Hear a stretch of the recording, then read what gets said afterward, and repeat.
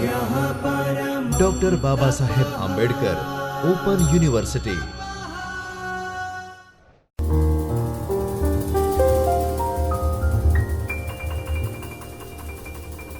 નમસ્કાર તાલીમાર્થી મિત્રો.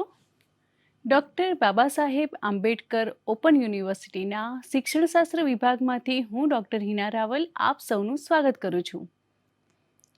મિત્રો, આજે આપણે બીએડના પ્રથમ વર્ષના પેપર કોડ ES 116 ગુજરાતીનું અધ્યાપન, જેમાં વિભાગ 3 એકમ 9 ગદ્ય શિક્ષણના બીજા વ્યાખ્યાનમાં આજે આપણે અભ્યાસ કરવાના છીએ. તો મિત્રો, અગાઉના વ્યાખ્યાનમાં આપણે ગદ્ય શિક્ષણનું મહત્ત્વ વગેરે વિશે ચર્ચા કરી હતી.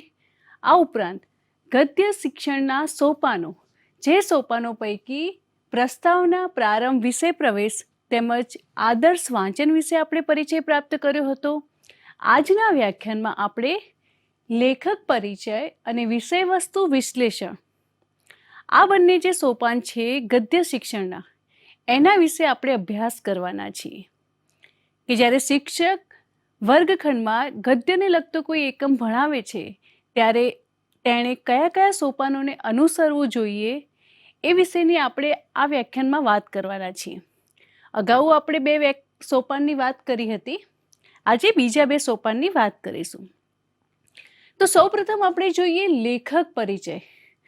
તો લેખક પરિચય, શિક્ષક જ્યારે કોઈ પણ ગદ્ય કૃતિનો અભ્યાસ કરાવે છે ત્યારે તેના લેખક હોય છે, તેના કર્તા હોય છે. તો લેખકનો પરિચય આપવો, એમાં 2 પ્રકારની વિચારણા જોવા મળે છે. એમાં 2 બાબતો એ ખૂબ મહત્વની છે. કે સૌથી પહેલો પ્રશ્ન એ કે લેખકનો પરિચય ક્યારે આપવો, અને બીજી બાબત છે કે લેખકનો પરિચય કેવી રીતે આપવો. મિત્રો, સૌ પ્રથમ બાબતની આપણે વાત કરીએ કે લેખકનો પરિચય ક્યારે આપવો. તો જ્યારે શિક્ષક વર્ગખંડમાં ભણાવે છે ત્યારે જે પણ કૃતિ સમજાવવા માંગે છે એ કૃતિની બાબતમાં, એ કૃતિના લેખકની જ્યારે વાત કરવાની હોય ત્યારે શિક્ષક પાસે એ બાબતે 2 વિકલ્પો છે. કે કાં તો તે જે વર્ગખંડમાં પ્રવેશે છે અને શરૂઆતમાં જ લેખકનો પરિચય જણાવે છે, એના સિવાય પાઠના અંતે પણ લેખકનો પરિચય આપી શકે છે. પરંતુ અહીં શિક્ષકે એ બાબત ખાસ ધ્યાનમાં રાખવી જોઈએ કે શિક્ષક જે પણ લેખકનો પરિચય વિદ્યાર્થીની સમક્ષ રજૂ કરે અથવા તો સમજાવે એ ખૂબ જ અસરકારક હોવો જોઈએ. કારણ કે વિદ્યાર્થી તે લેખકની અન્ય કૃતિઓ વાંચવા માટે પ્રેરાય. જો લેખકનો પરિચય યોગ્ય રીતે અને અસરકારક હશે તો જ વિદ્યાર્થી લેખક સાથે પરિચિત થશે અને તેમની અન્ય કૃતિઓ સાથે પણ તે પરિચિત થશે. ત્યારબાદ બીજું જોઈએ કે લેખકનો પરિચય કેવી રીતે આપવો. કે લેખકનો જે પરિચય છે એ પરિચયની અંદર લેખકનું જન્મસ્થળ, લેખકનું પૂરું નામ, ગામ, લેખકનો અભ્યાસ, આ સિવાય લેખકે એ કૃતિ સિવાય પણ ઘણી બધી કૃતિઓ, ઘણા બધા સાહિત્ય સ્વરૂપની અલગ અલગ કૃતિઓની રચના કરી હોય છે. તો એ કૃતિઓથી પણ વિદ્યાર્થીને અવગત કરાવવા જોઈએ. અને જો તેમાંથી કેટલીક કૃતિઓની અન્વયે જો લેખકને કોઈ પારિતોષિક મળ્યું હોય કે કોઈ ચંદ્રક પ્રાપ્ત થયો હોય તો તેના વિશે પણ વધારે માહિતી આપવી જોઈએ. જેમ કે ઉમાશંકર જોશીની કોઈ કવિતા ભણાવતા હોઈએ તો એની અંદર નિશિત કાવ્ય સંગ્રહ આવતો હોય તો વિદ્યાર્થીઓને એ જણાવવું જોઈએ કે નિશિત કાવ્ય સંગ્રહના કારણે ઉમાશંકર જોશીને જ્ઞાનપીઠ પુરસ્કાર પ્રાપ્ત થયો હતો. તો આનાથી વિદ્યાર્થીઓ ભણવાની સાથે સાથે સાહિત્યને લગતું જે જ્ઞાન છે એ પણ વધારે સારી રીતે પ્રાપ્ત કરશે. ત્યારબાદ લેખક પરિચય આપવા માટેની જે પ્રયુક્તિઓ છે કે શિક્ષક ધારે તો અલગ અલગ પ્રકારની પ્રયુક્તિઓનો ઉપયોગ કરીને લેખકના પરિચયને અસરકારક રીતે રજૂ કરી શકે. તેમાં સૌપ્રથમ છે કથન દ્વારા. કે સૌપ્રથમ તો શિક્ષક લેખકનો પરિચય એ લેખકના જીવન પરિચય વિશે બોલીને કે વિદ્યાર્થીઓને માહિતી આપીને કથન દ્વારા આપે છે. ત્યારબાદ પ્રશ્ન પ્રયુક્તિ દ્વારા એટલે કે વિદ્યાર્થી જો એ લેખકની કોઈ અન્ય કૃતિનો અગાઉ તેમણે અભ્યાસ કર્યો હોય તો એ કૃતિને લગતા પ્રશ્નો કે લેખકના જીવન વિશેના પ્રશ્નો પૂછીને શિક્ષક એ વિદ્યાર્થીને પ્રશ્નો દ્વારા આ જે લેખકનો પરિચય છે એને વધારે સારી રીતે સમજાવી શકે છે. અને ત્રીજું છે શૈક્ષણિક સાધન સામગ્રી દ્વારા. જો શિક્ષકે વર્ગખંડ અધ્યાપન વધારે અસરકારક અને જીવંત બનાવવું હોય તો શિક્ષણ દરમિયાન વિવિધ ટીચિંગ લર્નિંગ મટીરિયલ્સ એટલે કે શૈક્ષણિક સાધનોનો ઉપયોગ કરવો જોઈએ. તો શિક્ષક જ્યારે લેખકનો પરિચય આપવા માંગતા હોય ત્યારે કોઈ સાહિત્યકાર હોય એમનો ફોટો બતાવીને, વિવિધ ચાર્ટ્સ બતાવીને, પીપીટી દ્વારા, રોલઅપ બોર્ડના માધ્યમથી આ રીતે અલગ અલગ પ્રકારના જે સાધનો છે એ સાધનોના ઉપયોગ દ્વારા લેખકનો પરિચય અસરકારક રીતે વિદ્યાર્થીઓ સમક્ષ મૂકી શકે છે. તો આ બધી પ્રયુક્તિઓના ઉપયોગ દ્વારા શિક્ષક એ લેખકના પરિચયને સારી રીતે રજૂ કરી શકે છે. હવે આપણે જોઈએ વિષય વસ્તુનું વિશ્લેષણ કે ચોથું જે સોપાન છે કે વિષય વસ્તુનું વિશ્લેષણ. મિત્રો, આ અગાઉ આપણે જે બધી સોપાનોની વાત કરી એ પ્રારંભિક ભૂમિકા સ્વરૂપ છે. હવે એક શિક્ષક માટે સૌથી મહત્વનું જે સોપાન છે એમ કહી શકાય કે પાઠનું હાર્દ, પાઠનું હૃદય જો કંઈ હોય તો તે છે વિષય વસ્તુનું વિશ્લેષણ. કારણ કે શિક્ષક જે પણ પાઠ વર્ગમાં ભણાવવાના છે એ પાઠને લગતી સમગ્ર બાબતો એ પાઠના હેતુઓને કેન્દ્રમાં રાખીને શિક્ષક વિવિધ પદ્ધતિના માધ્યમથી, વિવિધ સાધન સામગ્રીના માધ્યમથી શિક્ષક અને વિદ્યાર્થી વચ્ચેનું જે વર્તન છે, વર્ગ વ્યવહાર છે, એ સમગ્ર બાબત અહીં મહત્વની છે. કે જ્યારે શિક્ષક એ પાઠનું આદર્શ વાંચન કરી લે તે પછી જે પણ પાઠ છે એને વિસ્તૃત ચર્ચા કરે છે અને એ ચર્ચાની અંદર શિક્ષક અને વિદ્યાર્થી બંનેનો વર્ગ વ્યવહાર જોવા મળે છે. અને આ વર્ગ વ્યવહાર જેટલો ઉત્તમ કે જેટલો અસરકારક હોય એટલું અધ્યાપન પ્રક્રિયાનું જે પ્રમાણ છે, એની ગુણવત્તા છે એ ખૂબ જ ઊંચા પ્રકારની રહે છે. આ જે સોપાન છે એમાં જ્ઞાન પ્રાપ્તિનો ઉદ્દેશ્ય આ સમયે સિદ્ધ થાય છે. કારણ કે આ સોપાનની અંદર શિક્ષક એ પાઠને લગતા વિવિધ પાસાઓનો વિદ્યાર્થીને અભ્યાસ કરાવે છે. આ ઉપરાંત નીતિ વિષયક એટલે કે મૂલ્યલક્ષી બોધપદ કે માહિતીલક્ષી બાબતોનું અહીં સ્પષ્ટીકરણ થાય છે કે કોઈ પણ વિષયને વધારે સારી રીતે ઊંડાણથી શિક્ષક વિવિધ ઉદાહરણોના માધ્યમથી વિદ્યાર્થીને સમજાવવાનો પ્રયત્ન કરે છે. અને પાઠની સ્પષ્ટતા, પાઠની અંદર આવતી જે બાબતો છે એની સ્પષ્ટતા આ સોપાનની અંદર આપણને જોવા મળે છે.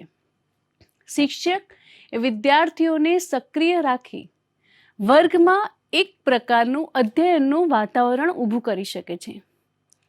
કે શિક્ષકની અંદર આ કૌશલ્ય સારી રીતે જોવા મળે તો વિદ્યાર્થી અને શિક્ષક વચ્ચેનું જે આદાન પ્રદાન છે, વર્ગખંડ અધ્યાપન પ્રક્રિયા જે છે એ ખૂબ જ અસરકારક રીતે થાય છે અને એના પરિણામે વર્ગખંડ એ જીવંત બને છે. આ સિવાય શિક્ષકે એ પણ ધ્યાન રાખવું જોઈએ કે જ્યારે વિષય વસ્તુનું વિશ્લેષણ કરતા હોય ત્યારે કૃતિ જે પણ સાહિત્ય સ્વરૂપની હોય એ મુજબ વિવિધ બાબતોનો અહીં સમાવેશ કરવાનો હોય છે. અને એ માટે શિક્ષકની અંદર ભાષાનું જ્ઞાન હોવું, કૌશલ્ય હોવું તેમજ ઊંડી સમજ હોવી એ ખૂબ જરૂરી છે. જેમ કે અહીં આપણે વાત કરીએ કે કોઈ પણ વાર્તા કે નવલિકા છે. હવે કોઈ વાર્તા કે નવલિકાનો પાઠ શિક્ષક જ્યારે વર્ગખંડમાં ભણાવે છે ત્યારે આપણે જોઈએ કે વાર્તા નવલિકાની શરૂઆત તો કેટલાક શબ્દોના માધ્યમથી કરી શકાય. ત્યારબાદ એ વાર્તા કે નવલિકાની અંદર જો વિવિધ પાત્રો આવતા હોય તો જે આ પાત્રો હોય ત્યાં સંવાદ હોય, તો શિક્ષકે એ સમયે સંવાદોનો પણ ઉપયોગ કરવો જોઈએ. ત્યારબાદ ગુણદોષ પાત્ર વચ્ચેનો સંબંધ એટલે કે ભાવવાહી સંવાદો, કે વાર્તા કે નવલિકાનો કોઈ નાયક હોય તો એના સંવાદોનું સ્વરૂપ એ અલગ પ્રકારનું હોય, જ્યારે એ જ વાર્તાનો કોઈ ખલનાયક હોય તો એના સંવાદો એ અલગ પ્રકારના હોય. આ ઉપરાંત મુખ્ય પ્રસંગો કે ઘટનાઓ કે બનાવો, તો આ જે પ્રસંગો છે એને આપણે સારી રીતે વ્યક્ત કરવા માટે વિવિધ શબ્દ ચિત્રોનો ઉપયોગ કરી શકીએ. જેમ કે કોઈ વાર્તાની અંદર કોઈ કરુણ પ્રસંગ આવતો હોય તો શિક્ષક એને કરુણ ભાવસભર શૈલીમાં જો રજૂ કરે તો શિક્ષક વિદ્યાર્થીની અંદર જે વસ્તુ આપવા માંગે છે એની પ્રતીતિ થાય છે અને એ ખૂબ સારી રીતે સમજી શકે છે વિદ્યાર્થીઓ. ત્યારબાદ સંઘર્ષ, તો એના માટે કેટલીક રૂઢિપ્રયોગો અને કહેવતો, કે કેટલીક બાબતો એવી હોય કે એ સરળતાથી એનો શબ્દ ન સમજાય તો એને સમજાવવા માટે કેટલીક રૂઢિપ્રયોગો કે કહેવતોનો ઉપયોગ કરવો જોઈએ. ત્યારબાદ અંત, તો અંતમાં કેટલીક સૂક્તિઓનો ઉપયોગ કરવો જોઈએ. અને છેલ્લે બોધ કે શિખામણ, તો એ પણ વિવિધ વાક્યોમાં કે પંક્તિઓમાં કરાવવો જોઈએ. હવે ભાષા વસ્તુનું જે નિરૂપણ છે, તો વિદ્યાર્થીઓની ભાષા સમૃદ્ધિનો પાયો તે ગદ્ય શિક્ષણ છે. અને ભાષા વસ્તુની જાણકારી વિના કે સ્પષ્ટતા વિના અર્થગ્રહણમાં અવરોધ આવે છે. એટલે તો આવશ્યકતા પ્રમાણે, વય પ્રમાણે, સમય પ્રમાણે અને રસ રુચિ પ્રમાણે આ જે ભાષાના જે ગદ્ય શિક્ષણના જે અંગો છે એને આવરી લેવાના હોય છે. ભાષા વસ્તુમાં બધી જ બાબતોનો સમાવેશ કરવો યોગ્ય નથી, પરંતુ ખૂબ જ અનિવાર્ય કહી શકાય એવા ગદ્યની સમજૂતી માટે આવશ્યક હોય તેટલી બાબતોનો સમાવેશ કરવો જોઈએ. ત્યારબાદ મૂલ્યાંકન સામાન્ય રીતે 5 થી 7 મિનિટમાં જ કરી લેવું જોઈએ, કે પાઠનું મૂલ્યાંકન પણ 5 થી 7 મિનિટમાં કરી લેવું જોઈએ. તેમજ શિક્ષકે ભિન્ન ભિન્ન પ્રયુક્તિઓ જેવી કે નાટ્યકરણ પ્રયુક્તિ, નિદર્શન પદ્ધતિ, સંવાદ રોલ વગેરે જે પ્રકારની પ્રયુક્તિઓ છે એનો ઉપયોગ પણ કરવો જોઈએ. અને પાઠના અંતે શીખેલું જે વિષય વસ્તુ છે એના દઢીકરણ ધરાવતા એવા કેટલાક પ્રશ્નો પણ વિદ્યાર્થીને પૂછવા જોઈએ. હવે મિત્રો, આની અંદર ગદ્ય શિક્ષણ દરમિયાન જોવા મળતી કેટલીક ક્ષતિઓ પણ છે. જેમ કે નવી ભાષાકીય માહિતીનું સાંદર્ભિક પુનરાવર્તન થતું નથી. ત્યારબાદ વિદ્યાર્થીઓને નિયત હેતુઓને સંદર્ભમાં પૂરતી પ્રવૃત્તિ મળતી નથી. ગદ્ય શિક્ષણમાં મૂલ્યાંકન માટેની કેટલીક ખાસ જોગવાઈ હોવી જોઈએ તે હોતી નથી. ત્યારબાદ સ્વાધ્યાય કાર્ય મહદઅંશે અસ્તિત્વ ધરાવતું નથી. ગદ્યપાઠના શિક્ષણ દ્વારા અર્થગ્રહણ સિવાયના જે બીજા હેતુઓ છે એ હેતુઓ પર પણ વધારે ભાર મૂકવો જોઈએ. અને મોટાભાગની લોકોની માન્યતા એવી હોય છે કે ભાષા શિક્ષણ એ કોઈ પણ વ્યક્તિ આપી શકે, અને આવા જે પૂર્વગ્રહ છે એ ભાષા શિક્ષકને નડે છે. હવે આ ક્ષતિ નિવારવા માટે આપણે શું કરી શકીએ? તો નવી જે ભાષાકીય માહિતી છે એનું સાંદર્ભિક પુનરાવર્તન કરાવવું. અને આ માટે શિક્ષક એ આ જે પ્રકારના પ્રયત્નો છે એ કરી શકે, જેવા કે શબ્દો, શબ્દ સમૂહો, રૂઢિપ્રયોગો, કહેવતો વગેરેનો ઉપયોગ કરવો. આ ઉપરાંત ભાષા તેના પુનરાવર્તનથી ડળ થાય છે. વિદ્યાર્થીઓને શક્ય હોય ત્યાં સુધી વધુમાં વધુ શબ્દો અને વાક્યોનું પુનરાવર્તન કરાવો. વાંચનમાં પણ વિદ્યાર્થીઓને વધારે પુનરાવર્તનની પ્રવૃત્તિ આપવી જોઈએ. ત્યારબાદ વિદ્યાર્થીઓને નિયત હેતુઓના સંદર્ભમાં પૂરતી પ્રવૃત્તિઓ મળવી જોઈએ. ગદ્ય શિક્ષણ એ ભાષા શિક્ષણનું જરૂરી અંગ છે અને તેના અનુસંધાનમાં શિક્ષક એ કેટલાક જે હેતુઓ છે એ નક્કી કરે છે અને તે ખૂબ જરૂરી છે. ત્યારબાદ ભાષા જ્ઞાન માટે શબ્દાર્થ કે રૂઢિપ્રયોગો જે છે એ આપવા જોઈએ. આ ઉપરાંત સમાસ છે, અલંકાર છે, એ બધાથી પણ વિદ્યાર્થીને પરિચિત કરાવવા જોઈએ. આ ઉપરાંત મૂલ્યાંકન માટે ટૂંકા કે અતિ ટૂંકા વસ્તુલક્ષી ભાષાના ઉપયોજનના પ્રશ્નો પણ હોવા જોઈએ. તો આ પ્રકારની ઘણી આપણને મર્યાદા જોવા મળે છે અને એના ઉપાયો આપણે આ રીતે કરી શકીએ છીએ. તો આ રીતે ગુજરાતી ભાષામાં ગદ્ય શિક્ષણનું જે કાર્ય છે એ અઘરું છે, કારણ કે એ જે એનું વિષય વસ્તુ છે એ ખૂબ જ વિસ્તૃત હોય છે.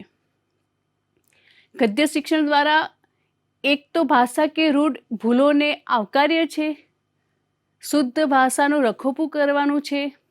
ભાષા શિક્ષણ, એમાંય ખાસ કરીને ગદ્ય શિક્ષણ, એ શિક્ષકની કક્ષાએ વધારે હતોટી તેમજ વધારે કૌશલ્ય માંગી લે તેવું છે. માટે શિક્ષકે ગદ્ય શિક્ષણની બાબતમાં ખૂબ જ ધ્યાન આપવું જોઈએ, કેમ કે ગદ્યના શિક્ષણ સમયે વ્યાકરણના જે અંગો છે એને પણ સાથે સાથે સમાવવાના હોય છે, કે ગદ્યની સાથે સાથે વ્યાકરણના જે અંગ છંદ, સમાસ, અલંકાર એને પણ સાથે સાથે વણી લેવાના છે. વિદ્યાર્થીને સાથે સાથે વ્યાકરણનું જ્ઞાન પણ આપવાનું છે. અને ગદ્ય જે છે એ મનુષ્યના વિચારોનું સાહજિક સ્વરૂપ છે, સાહજિક અને શાબ્દિક સ્વરૂપ છે. તો આ રીતે ગદ્ય શિક્ષણને આપણે વિદ્યાર્થી સમક્ષ આ રીતે અસરકારક રીતે વિવિધ સોપાનોના ઉપયોગથી આપણે ખૂબ જ સારી રીતે રજૂ કરી શકીએ. હવે આ એકમ અહીં પૂર્ણ થાય છે. એના સ્વાધ્યાયના પ્રશ્નો આપણે જોઈએ કે સૌપ્રથમ છે ગદ્ય શિક્ષણમાં જોવા મળતી ક્ષતિઓ જણાવો. બીજો પ્રશ્ન છે શિક્ષકે અધ્યાપન દરમિયાન વિષય વસ્તુનું વિશ્લેષણ કરવામાં કઈ બાબતો ધ્યાનમાં રાખવી જોઈએ. અને ત્રીજો પ્રશ્ન છે કે લેખક પરિચય આપવા માટેની પ્રયુક્તિઓ જણાવો. તો મિત્રો, આ રીતે ગદ્ય શિક્ષણના વિવિધ સોપાનો અનુસરીને શિક્ષકે વર્ગખંડમાં ગદ્ય શિક્ષણનું અધ્યાપન કરાવવું જોઈએ. ગદ્ય શિક્ષણને લગતો આ જે એકમ છે અહીં પૂર્ણ થાય છે. હવે પછીના વ્યાખ્યાનમાં એક નવા જ એકમ સાથે આપણે સૌ ફરી મળીશું. ધન્યવાદ. स्वाध्यायः